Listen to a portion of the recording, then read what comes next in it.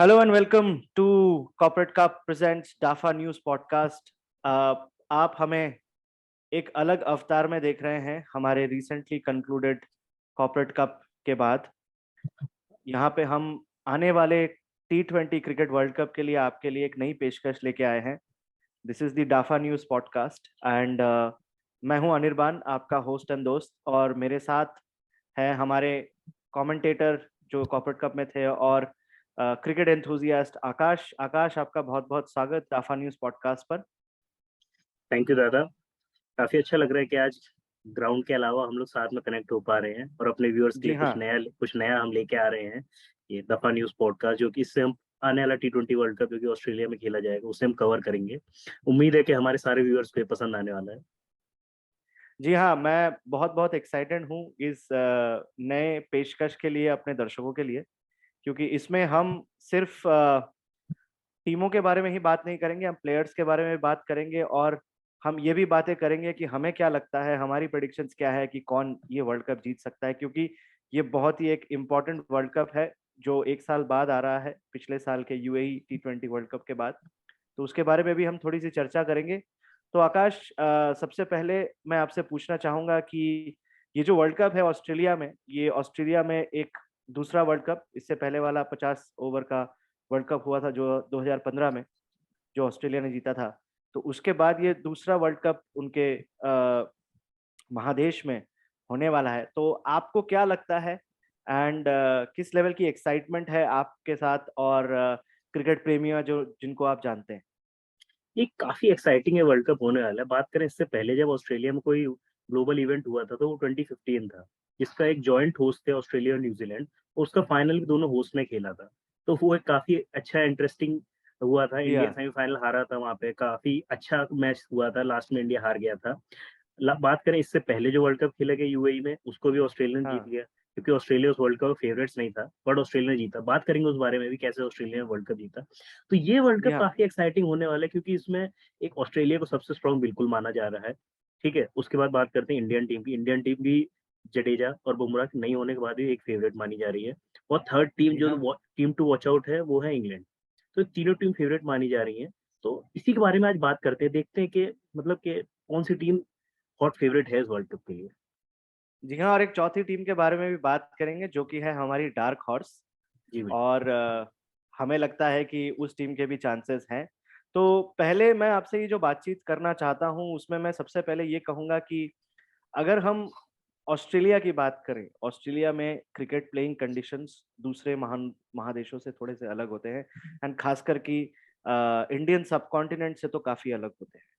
और तो अभी जो रिसेंटली हमने क्रिकेट देखा है, काफी सारा क्रिकेट हम देख रहे हैं, वो मेजोरिटी क्रिकेट हम इंडियन सब कॉन्टिनेंट में देख रहे हैं।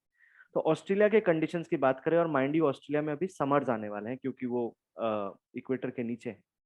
तो वहां पे आपको क्या लगता है, एंड ये इतना बड़ा महाद्वीप है कि सिडनी से अगर आप पर्थ की बात करें तो 3 घंटे का तो टाइम डिफरेंस ही है और पिच कंडीशंस भी अलग हो जाती है उसकी वजह से। तो आपको क्या लगता है कितना फर्क पड़ेगा, क्योंकि बहुत सारा क्रिकेट पिछले एक साल में और पिछले और इस साल में भी काफी सारा क्रिकेट इंडियन सब कॉन्टिनेंट और इंडियन कंडीशंस जैसे हमारे तो क्या कहते हैं संयुक्त राष्ट्र अमीरात which is Dubai and Sharjah and Abu Dhabi जैसे ग्राउंड्स में जो पिछले एक साल से देखा गया, तो क्या डिफरेंस रहेगा उस चीज का आपके हिसाब से प्लेइंग कंडीशंस में? तो दादा, जो मेजर डिफरेंस मैं देखता हूँ कि जब हम यूएई में या इंडियन कंडीशंस में खेलते हैं ना, तो बहुत ज्यादा हम डिपेंडेंट होते हैं स्पिनर्स पे। जी। लास्ट ईयर अगर हम देखेंगे, जो सबसे छोटा ग्राउंड था शारजा, सबसे कम स्कोर्स वहीं बन रहे थे। जी 120, 115, 130 के टोटल डिफेंड हो रहे थे। तो टीम्स रिलाई कर रही थी, वहां पे टीम्स सोच रही थी कि पहले बैटिंग कर लो, डिफेंड हो जा रहा था। ठीक है। बाकी ग्राउंड्स जी की हाँ। तरफ हम देखते दुबई वगैरह में, तो बहुत ज्यादा डिपेंडेंट थे हम ड्यू पे। ड्यू आती थी, कुछ भी टोटल चेज हो जा रहा था। इसी में मैं एक पॉइंट इंक्लूड करूंगा कि ऑस्ट्रेलिया के बारे में। ऑस्ट्रेलिया वर्ल्ड कप जरूर जीता लास्ट ईयर का, बट एक पॉइंट है, एक फैक्ट है उसके पीछे, कि ऑस्ट्रेलिया 7 में से 6 टॉस जीता था। वो 6 मैच वो जीता। वो एक टॉस हारा था इंग्लैंड के अगेंस्ट। वो मैच ऑस्ट्रेलिया 12 ओवर में हार गया था। 125 ऑस्ट्रेलिया ने बनाया, इंग्लैंड ने 12 ओवर में चेस कर दिया। तो यूएई में बहुत ज्यादा रिजल्ट डिपेंडेंट था टॉस पे। आप टॉस जीत रहे थे, आप ड्यू की वजह से मैच जीत जा रहे थे। जब हम यही कंडीशन जब ऑस्ट्रेलिया में रहती है ना, ऑस्ट्रेलिया में साइड साइड बाउंड्रीज काफी बड़े हो जाते हैं। ठीक है, जी, मीडियम जी। पेसर्स को काफी हेल्प होनी, स्पिनर्स इतने दुनिया यूज का दूसरा, अब आज के डेट में दूसरा सबसे बड़ा ग्राउंड मेलबर्न भी ऑस्ट्रेलिया में हाँ, ही है। तो जी, और वो भी एक वेन्यू है वर्ल्ड कप का। तो जब जी, साइड बाउंड्रीज बड़े हो जाते हैं, वहाँ पे स्पिनर्स इतने यूज में नहीं आते, तो वहाँ पे जो अगर आपके पास बॉलर्स अच्छे हैं, जैसे बात करें जो बैक ऑफ लेंथ अच्छी बॉलिंग करते हैं, पैट कमिंस हो जी। गए, जसप्रीत बुमराह एक थे, वो वर्ल्ड कप में नहीं है। तो जो हुँ, ऑस्ट्रेलिया में कंडीशन एकदम अलग हो जाएंगी, ग्राउंड्स बड़े हैं, स्पिनर्स उतने यूजफुल नहीं होंगे, जिस टीम के अच्छे बॉलर्स होंगे, हर्षल पटेल जैसे बॉलर की बात करूं, हर्षल पटेल जैसा बॉलर काफी यूज में आने वाला है ऑस्ट्रेलिया में। तो जी। सिर्फ ऐसा नहीं है कि वहां पे हमें बड़े रन देखने मिलेंगे, क्वालिटी बॉलिंग जिस टीम के पास होगी वो टीम जरूर एक इस टूर्नामेंट की फेवरेट बनी रहेगी। मैं आपसे आगे इस पॉडकास्ट में जब हम इंडियन टीम के बारे में जो स्क्वाड गई है उसके बारे में थोड़ी बहुत चर्चा करेंगे, तो तब मैं आपसे जसप्रीत बुमराह के एब्सेंस में जो उनके पोटेंशियल रिप्लेसमेंट्स हैं, उनकी थोड़ी-सी चर्चा करेंगे। ऑफ कोर्स आपने एक नाम कहा और 2 नाम मेरे ज़हन में भी हैं जो मैं आपसे डिस्कस करूँगा। उससे पहले मैं थोड़ा-सा अपने दर्शकों को ले जाना चाहता हूँ 2015 का जो वर्ल्ड कप हुआ था। आपने कहा India was there in the semi-finals. It lost to New Zealand. Sorry, it lost to Australia. And that was a fantastic match. And उसमें हमने देखा था कि इंडिया बहुत अच्छा खेली थी उस वर्ल्ड कप में। 50 ओवर का वर्ल्ड कप था वो। And India was one of the favourites. Favourites की भी चर्चा करेंगे। 2-3 नाम हमने भी चर्चा किए हैं। तो मुझे लगता है कि इस बार इंडिया की जो प्रिपरेशन है, वो पिछले जो कितने भी मैचेस हुए हैं इंडिया के, वो इस सब कॉन्टिनेंट रीजन में हुए हैं, उसका थोड़ा-सा मुझे लगता है इम्पैक्ट होगा। बट एक चीज़ जो अच्छी बात है कि वो थोड़ा पहले जो अभी ये इंडिया की ए टीम, बी टीम की जो स्ट्रैटेजी चल रही है कि एक टीम अभी साउथ अफ्रीका के साथ इंडिया में खेल रही है, जबकि मेन टीम अभी ऑस्ट्रेलिया पहुँच चुकी है। तो ये स्ट्रैटेजी शायद पहले से ही सोच के बनाई गई थी कि इस तरह का एक एक मौका आ सकता है। क्योंकि उस वर्ल्ड कप में हमने देखा था कि एक पॉइंट के बाद थोड़ी-सी थकावट, because India was playing a lot of cricket before that. The main team was playing a lot of cricket before that. नहीं, आपका पॉइंट बिल्कुल वैलिड है, और जो एक और पॉइंट यहाँ पे मैं रखूंगा, इस बार सिलेक्टर्स ने अपने मेन प्लेयर्स को बैक किया है। लास्ट वर्ल्ड कप में हम देखे युजवेंद्र चहल को बाहर कर दिया था, राहुल जी। चहर को ले आए थे, वरुण चक्रवर्ती को ले आए थे। तो वो एक इनएक्सपीरियंस बॉलिंग अटैक था। तो जब पाकिस्तान ने हमें हराया, तो पाकिस्तान के एक्स प्लेयर का इंटरव्यू था कि वरुण चक्रवर्ती जैसे बॉलर हमारे पाकिस्तान की हर गली में मिलते हैं। मे बी वो जीत गए 10 विकेट से इसलिए था, या मे बी मिलते हो, कुछ कह नहीं सकते। हाँ, बट आपने एक बॉलर को सीधे उठा के वर्ल्ड कप में पाकिस्तान जैसी टीम के सामने पटक दिया, और जो दुबई में एक फोर्स की तरह खेलती है पाकिस्तान, जो ये फैक्ट है। तो जी, वहां पे हमने देखा युजवेंद्र चहल को बैक नहीं किया गया। इस बार हमने देखा है कि अपने सीनियर प्लेयर्स को बैक किया है। भुवनेश्वर का फॉर्म खराब था, फिर भी भुवनेश्वर को टीम में रखा जी, गया है ना? जी, उन 19th जी, ओवर लगातार वो खराब कर रहे हैं, फिर भी उन्हें बैक किया जा रहा है। चहल को वापस लाया गया है, चहल ने अच्छा किया है। तो इस बार अपने जी। मेन प्लेयर्स को टीम ने बैक किया है। तो मुझे लगता है कि ये एक अच्छा स्टेप है, और करना भी चाहिए। युजवेंद्र चहल जैसा बॉलर लगातार आपके लिए अच्छा करता आ रहा है। आपने उसको सडनली वर्ल्ड कप से आईपीएल के परफॉर्मेंस बेस पे बाहर कर दिया। तो इस बार टीम मुझे लगता है काफी अच्छी गई है इंडिया टीम की। जरूर 2 इंजरीज हमें काफी नुकसान पहुंचा सकती हैं, but they are part of game, नहीं, उसमें। उसके बारे में बात करेंगे, उनके पोटेंशियल रिप्लेसमेंट्स के बारे में भी हम बात करेंगे अभी आगे। तो मैं पहले अब सॉर्ट ऑफ ये डिस्कशन करना चाहूंगा कि जैसे हमने ऑस्ट्रेलिया की कंडीशंस की बात की, थोड़ा सा इंडियन टीम फेमिलियर है, ऐसा नहीं है कि काफी खेल चुकी है पिछले 5-7 साल में ऑस्ट्रेलिया में। ऐसा नहीं है कि नहीं खेल चुकी है, उसमें एक वर्ल्ड कप ऑलरेडी हो चुका है 2015 का, उसके बाद एक बायलैटरल सीरीज भी खेल चुकी है ऑस्ट्रेलिया में। न्यूजीलैंड में भी जाके बायलैटरल सीरीज खेल चुकी है, कंडीशंस काफी सिमिलर होते हैं वहाँ पे। तो मैं ये आपसे बात करना चाहूंगा कि इन जनरल अगर हम वर्ल्ड कप की बात करें और इंडिया के कॉन्टेक्स्ट की बात ना करें, तो कुछ टीमें ऐसी हैं जिनको एक natural, of course Australia New Zealand को तो मिलेगा ही क्योंकि उनका होम ग्राउंड है, बट कुछ टीमें हैं जिसके लिए वो एक सॉर्ट ऑफ नेचुरल एडवांटेजियस जगह है। जैसे इंग्लैंड का नाम आपने लिया था, क्योंकि उनके भी पिच कंडीशंस ऑल्दो थोड़े से ज्यादा सीम होते हैं और स्विंग ज्यादा मिलता है इंग्लैंड के पिचेस पे, लेकिन ऑस्ट्रेलिया के पिचेस पे भी कुछ जगहों पे वो कंडीशंस आपको मिलती हैं। जैसे कि आपको गाबा में मिलेंगी, जैसे कि आपको पर्थ में तो खैर अच्छा। बाउंस है, उसके अलावा ये कंडीशंस भी इसको मिलेंगी। होबार्ट में आपको ऐसी कंडीशंस मिलती है जब जहाँ पे थोड़ा सा विंडी रहता है। तो मेरे हिसाब से इंग्लैंड भी एक ऐसी टीम है जिसको इस तरह की थोड़ी एडवांटेज मिल सकती है। साउथ अफ्रीका की टीम अभी इंडिया में खेल रही है, तो उनके बारे में हम बात आगे भी चर्चा करेंगे हमारे अगले पॉडकास्ट में एंड आने वाले एपिसोड्स में, और जब उनके मैचेस की हम बात करेंगे तो उनके बारे में भी हम चर्चा करेंगे, क्योंकि उनको भी एक सॉर्ट ऑफ वो कहते हैं ना कि होम लाइक कंडीशंस जिसको हम बोलते हैं, उसका थोड़ा सा फायदा मिलेगा। क्योंकि आप अगर साउथ अफ्रीका में के बारे में देखें तो पोर्ट एलिजाबेथ, केप टाउन, जी बिल्कुल। जोहानिसबर्ग, जी डरबन, बिल्कुल। इस तरह के कंडीशंस ऑस्ट्रेलिया से काफी सिमिलर है इन टर्म्स और ऑफ जो विड्थ ऑफ द पिच आपने कहा, तो विड्थ ऑफ द फील्ड जिसकी हम बात करते हैं, वो काफी सारी सिमिलर है। तो ये मुझे लगता है कि इन टीमों के लिए एक नेचुरल एक एडवांटेज। एडवांटेज होगा, एडवांटेज होना चाहिए। तो जी बिल्कुल। मेरे हिसाब से आई थिंक एक डिस्कशन हम अभी यहाँ कर सकते हैं कि अ, अगर हम करंट फेवरेट टीम्स की बात करें तो लेट्स टॉक अबाउट ऑस्ट्रेलिया। और जैसा कि मैं डाफाबेट पे भी देख पा रहा हूँ कि वही सबसे ज्यादा फेवरेट है, उनके ऑड सबसे ज्यादा आगे हैं। तो क्या ये जो नंबर हमें दिख रहा है, इसका उनके लास्ट वर्ल्ड कप के जीतने से और करंट फॉर्म का कोई लेना देना है, और ऑफ कोर्स होम कंडीशंस का इसमें कोई इम्पैक्ट होगा? ये जो हम एक सॉर्ट ऑफ मार्केट नंबर जैसे जिसको कहें, मार्केट क्या कह रहा है, उसकी बात करें तो। जी बिल्कुल। जैसे कि दफा बेट पे ऑड्स पे मैं भी देख पा रहा हूँ कि Australia is the front runner for this world cup. But वो मे बी इस वजह से क्योंकि वर्ल्ड कप ऑस्ट्रेलिया में है, और सेकंड डिफेंडिंग चैंपियन भी ऑस्ट्रेलिया है। थर्ड, जब जी। Last time global event Australia में तो भी ऑस्ट्रेलिया जीता था। तो बहुत सी हम्म। चीजें ऑस्ट्रेलिया को फेवर कर रही हैं। और बात करें उनकी टीम की, ऑस्ट्रेलिया की टीम बहुत स्ट्रांग और यहाँ है पे ऐसा। मैं थोड़ा सा फॉर्म गाइड अपने दर्शकों को देना चाहूंगा। मैं अपने दर्शकों को बताना चाहूंगा कि पिछले 12 महीनों में सबसे ज्यादा T20 मैचेस इंडिया की टीम खेली है। तो इंडिया पे जब चर्चा करेंगे उसके बारे में बात करेंगे, लेकिन अगर मैं बाकी टीमों की बात करूं तो 22 से लेके 25 मैचेस खेली गई हैं। Teams such as Pakistan, Australia, New Zealand, इन जैसी टीमों ने इतने सारे मैचेस खेले हैं। तो उसमें से अगर हम देखें तो ऑस्ट्रेलिया ने 15 मैचेस जीते हैं, सिर्फ 5 मैचेस हारे हैं, और काफी अच्छी परफॉर्मेंस दिखाई है। तो क्या आपको लगता है ये फॉर्म गाइड भी इस प्रेडिक्शन पे थोड़ा सा हावी हो रही है एक तरह से? जी हाँ, फॉर्म गाइड तो बिल्कुल हावी होती है ही। और उसके बाद ऑस्ट्रेलिया के अगर प्लेयर्स की बात करें, उनके कॉम्बिनेशन की बात करें, तो वो काफी जबरदस्त है। अगर आप देखें तो डेविड वार्नर जैसा ओपनर, उसके बाद फिंच, जो कि अभी रिसेंटली ऑस्ट्रेलिया ने चेंजेस करा है, फिंच मिडिल ऑर्डर में आके बैटिंग करने लगे हैं, क्योंकि उनको जी शुरू हाँ। में दिक्कत होती थी स्विंग से, इन स्विंग पे वो फंस जाते थे। तो उन्होंने देखा है जी। कैमरन ग्रीन जैसा पोटेंशियल रिप्लेसमेंट उनके पास है, तो काफी अटैकिंग बैटिंग करते हैं। इंडिया में उन्होंने बैटिंग करी थी, क्या लाजवाब बैटिंग करी थी अभी। तो जी हाँ। ऑस्ट्रेलिया ने लगातार अपने कॉम्बिनेशन पे काम किया है। आज अगर ऑस्ट्रेलिया का प्लेइंग 11 जो कि देखा जाए, तो उसमें हमें 3 ऑलराउंडर मिल जाएंगे जो कि जी हाँ। बैटिंग के साथ साथ मीडियम पेस बॉलिंग करते हैं। जी एक हाँ। मिचेल मार्श, स्टोइनिस, और दूसरे अब तीसरे कैमरन ग्रीन भी आ गए। उसके साथ साथ एक जी और हाँ। ऑलराउंडर उन्हें मिल जाते हैं, मैक्सवेल। तो जिसके प्लेइंग करेक्ट। 11 में चार चार ऐसे पोटेंशियल ऑलराउंडर हैं। और फिर उनकी जी बैटिंग हाँ। की बात करें तो एक टिम डेविड जैसा नया उन्हें सुपरस्टार मिला है, जो कि जी हाँ, नीचे मिडिल आके ऑर्डर एक, पे।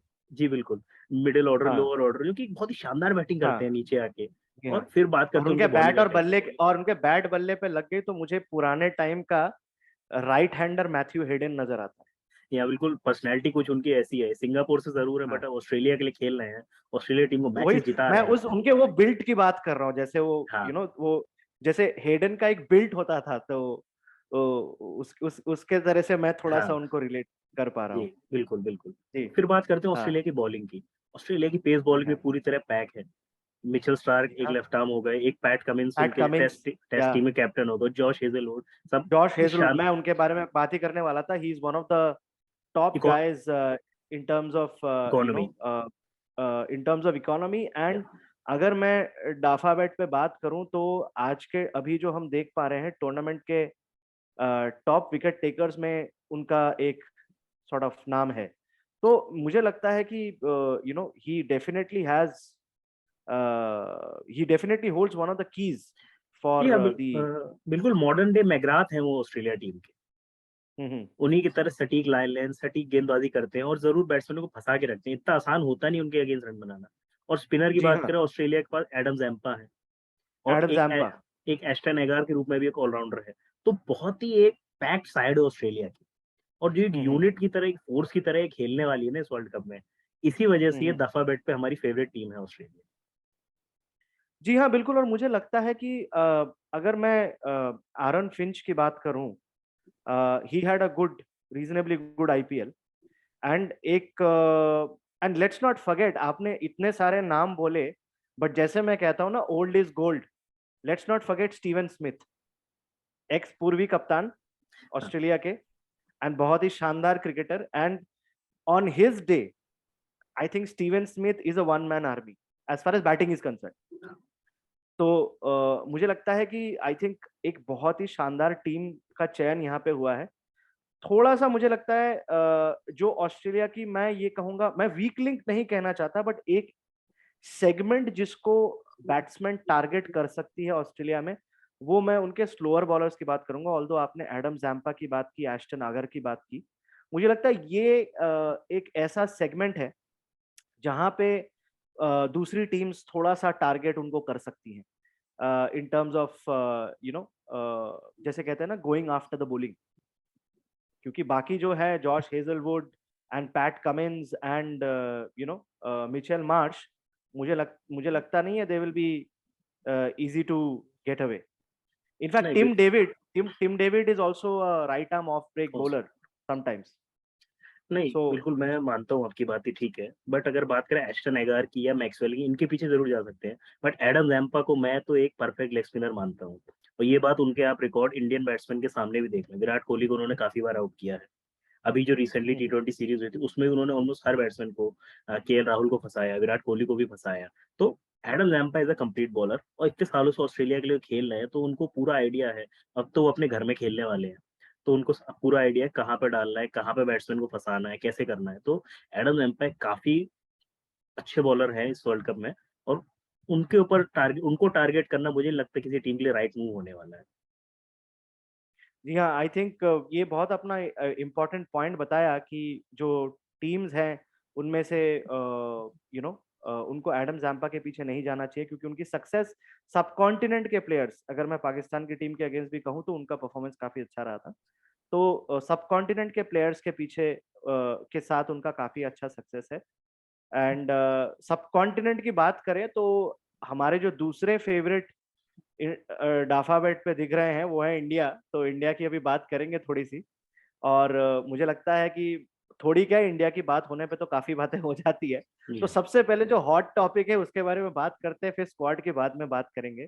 तो सबसे हॉट टॉपिक ये है आज के डेट में कि जो हमारे जसप्रीत बुमराह हैं जो वर्ल्ड कप में नहीं जा पा रहे, उनका पोटेंशियल रिप्लेसमेंट्स कौन कौन है। तो सबसे पहले मोहम्मद शामी की बात काफी लोगों ने की है, अभी करंट सीरीज में है वो। इसके अलावा दीपक चाहर की भी बात आई है।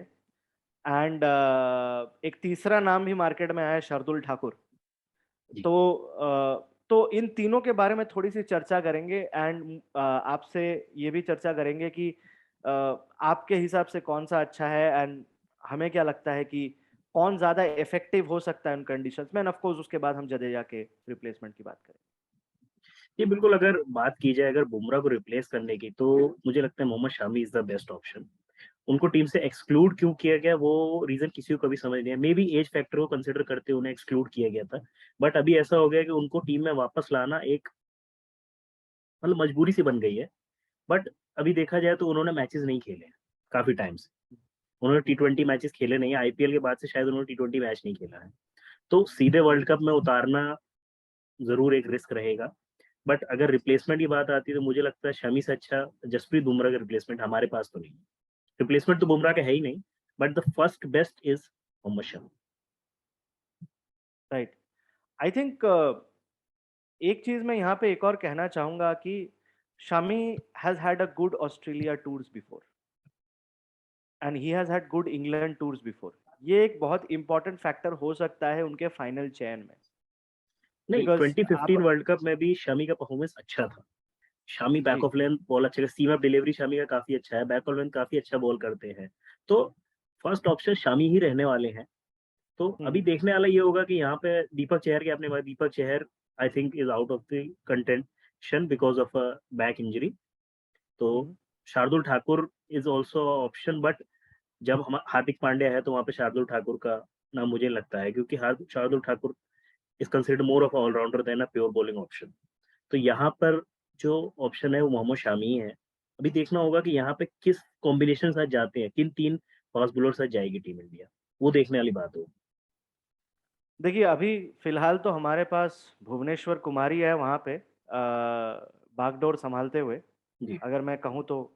एंड उस तरह से उनके साथ उस तरह की साझेदारी करने के लिए, मतलब उस लेवल की साझेदारी करने के लिए मैं हर्षल पटेल को अभी भी उस लेवल का, मतलब of course he can be the surprise package there, but I think Bumrah का जो एक साझेदारी होता भुवी के साथ, वो अभी एक साझेदारी हमें दिख नहीं रही है स्क्वाड में। तो ये एक मेजर वीक पॉइंट हो सकता है, और शायद सिर्फ मोहम्मद शमी को ही नहीं, मे बी शायद शार्दुल ठाकुर को भी चांस मिले, क्योंकि जो मैं देख रहा हूँ वो ये है कि करंट इंडिया स्क्वाड में भी मोहम्मद शमी खेल नहीं रहे हैं, जो साउथ अफ्रीका के साथ खेल रही है।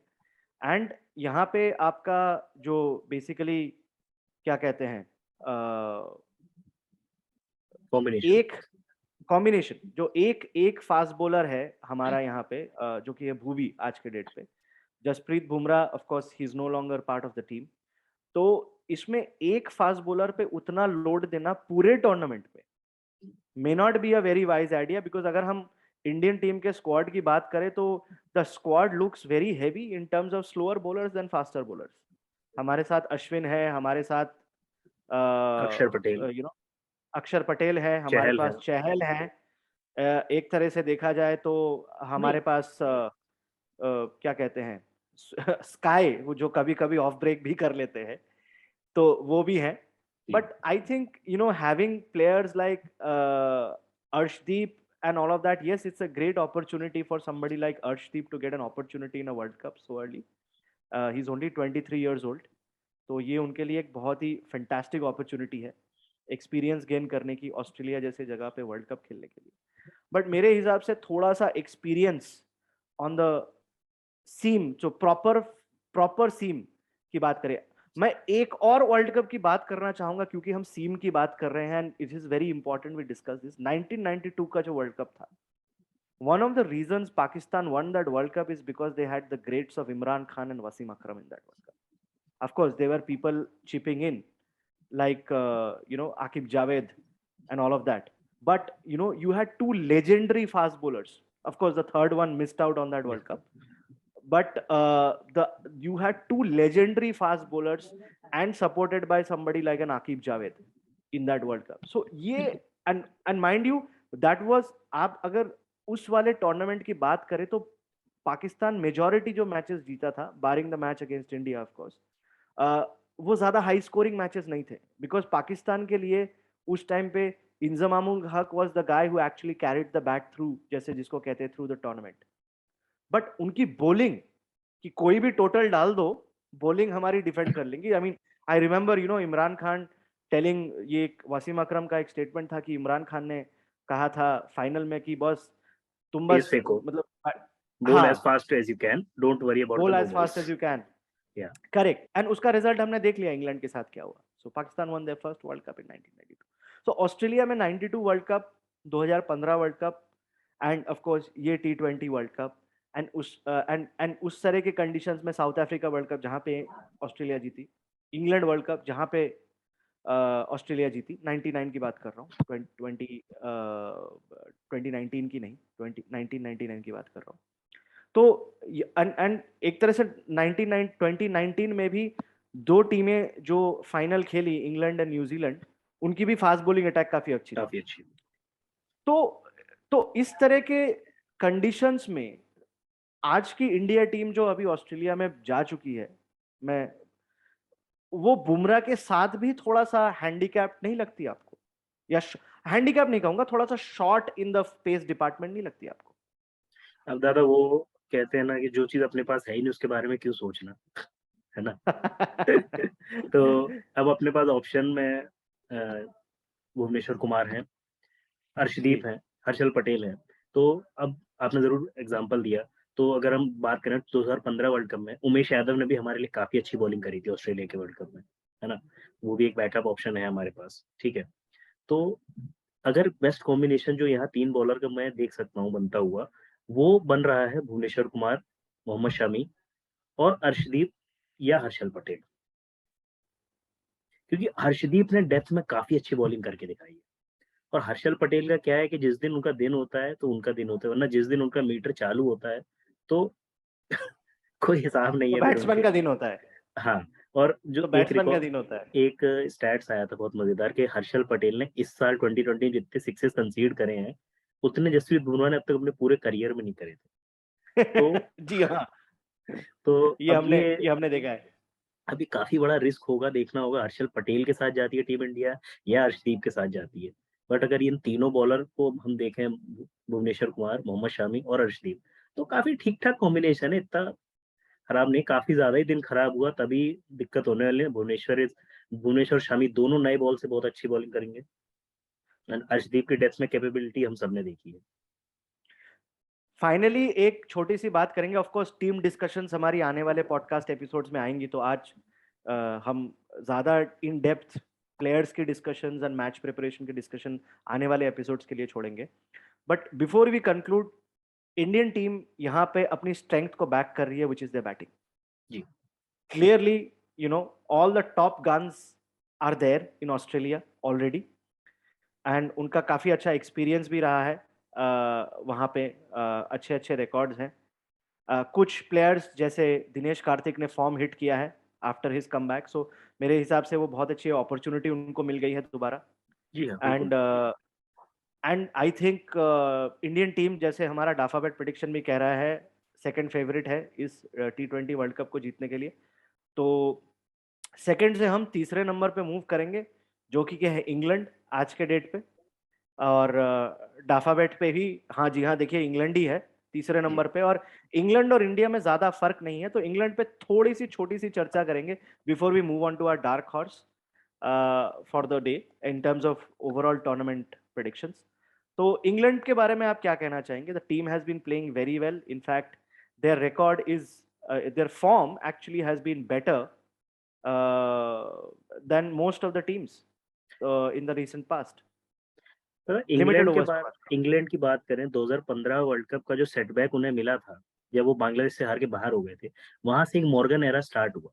तो मॉर्गन ने जो जी, अप्रोच उनको दी कि भाई लिमिटेड ओवर्स में just go after the bowlers, तो करेक्ट। उस अप्रोच ने उनको काफी हेल्प करा। उन्होंने 2019 वर्ल्ड कप जीता।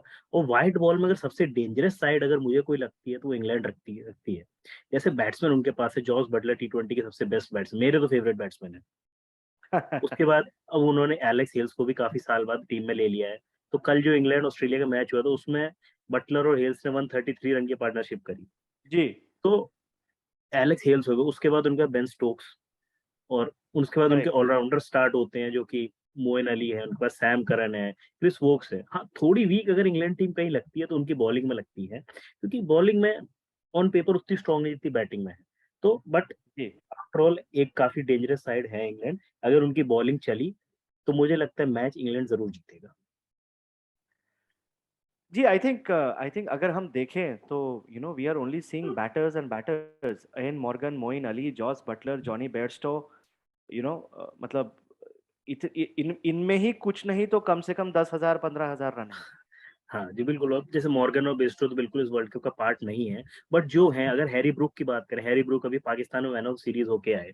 तो हैरी ब्रूक जैसे प्लेयर, बेन डकेट जैसा एक प्लेयर है जिसको शायद चांस नहीं मिले वर्ल्ड कप में, बट उसने, वो ऐसे प्लेयर्स है कि इंग्लैंड में बैट्समैन काफी आए हैं और काफी बैकअप ऑप्शन है उनके पास। बट बॉलिंग में उनके पास ऑप्शन है, एक आदिल रशीद अच्छे लेग स्पिनर है, मार्क वुड एक अच्छे ऑप्शन है, फिट होके वापस आए हैं। बट थोड़ी वीकनेसेस है, रीस टॉपली उनके नए बॉल बॉलर हैं, बट उन पर चांस लिया जा सकता है। क्रिस वोक्स हैं, अच्छे बॉलर हैं, बट उतनी स्ट्रांग मुझे इंग्लैंड की बॉलिंग नहीं लगती कंपेयर टू देयर बैटिंग। जी हाँ, आई थिंक हैरी ब्रुक के बारे में आपने बात की अभी। Sam Curran is a very good option, Chris all rounder. Jordan भी है उनके साथ। एंड आदिल राशिद जो लेग स्पिनर है, आई थिंक। एंड इसके अलावा I think you have a very good decent lineup for England in this world cup. हाँ, बिल्कुल, काफी अच्छा लाइनअप है। जैसे कल के मैच में ऑस्ट्रेलिया के अगेंस्ट जो लाइनअप खेला था, मुझे लगता है यही उनका स्टार्टिंग लाइनअप होने वाला है। इसमें कुछ चेंजेस होंगे कम ज्यादा, तो हो सकता है डेविड मलान का फॉर्म ना चले, तो मे बी फिलिप सॉल्ट को या बेन डकेट को अंदर लेके आए। उसके अलावा अगर कोई चेंजेस होने वाला है, तो बॉलिंग लाइनअप में ही होने वाला है। बैटिंग लाइनअप उनकी मुझे लगता है पूरी सॉर्टेड।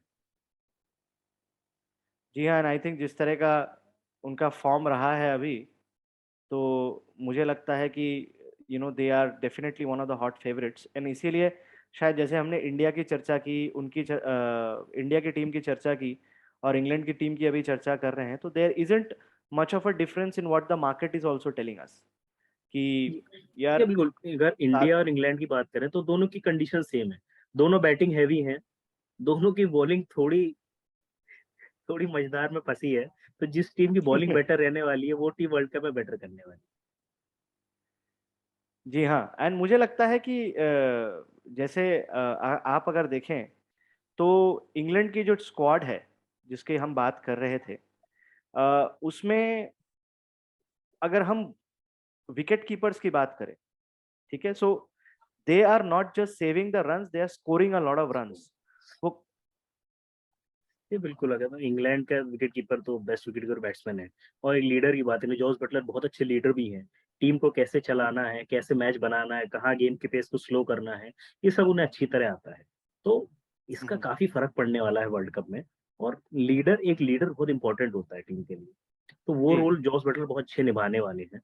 और विकेट कीपर से अच्छे लीडर मुझे लगता है क्रिकेट में होते हैं। एम एस धोनी का एग्जाम्पल हम ले सकते हैं, संगाकारा का एग्जाम्पल ले सकते हैं।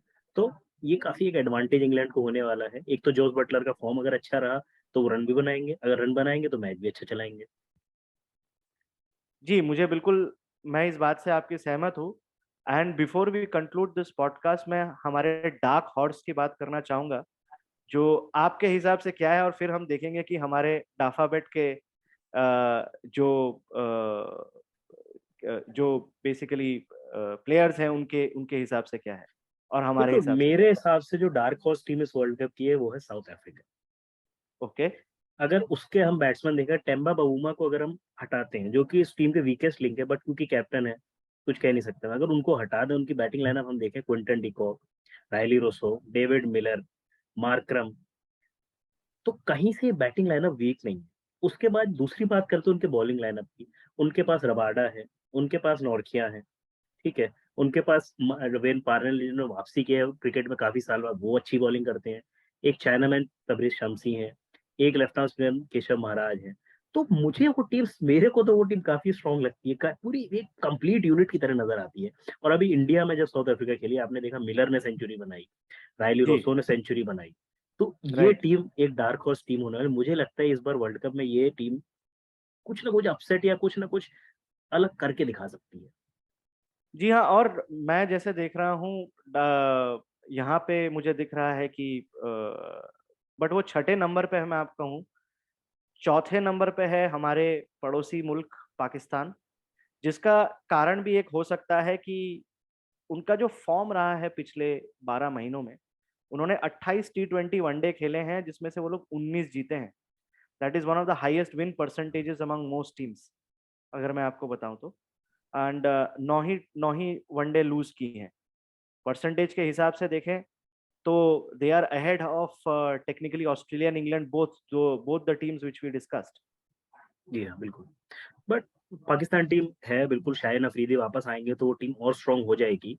बट ठीक है, मैं उनको कंसिडर करता हूँ, बट मेरे हिसाब से जो मेरी डार्क हॉर्स फेवरेट है वो साउथ अफ्रीका और श्रीलंका है। श्रीलंका के जी बारे में हाँ, हम तो जरूर आगे चलते बात करेंगे, बट आगे साउथ चल के अफ्रीका। बात करेंगे, साउथ अफ्रीका के बारे में भी बात करेंगे, सारी टीमों के बारे में बात करेंगे। आज का पॉडकास्ट यही समाप्त करते हैं।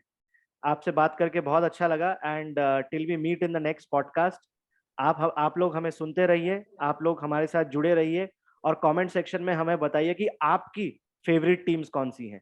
एंड फिर अगले पॉडकास्ट में हम अगले ग्रुप्स के बारे में डिस्कस करेंगे और आने वाले मैचेस के बारे में भी और टीम्स के बारे में डिस्कस करेंगे। बहुत बहुत धन्यवाद, जुड़े रहिए हमारे साथ कॉर्पोरेट का प्रेजेंट्स डाफा न्यूज पॉडकास्ट पे।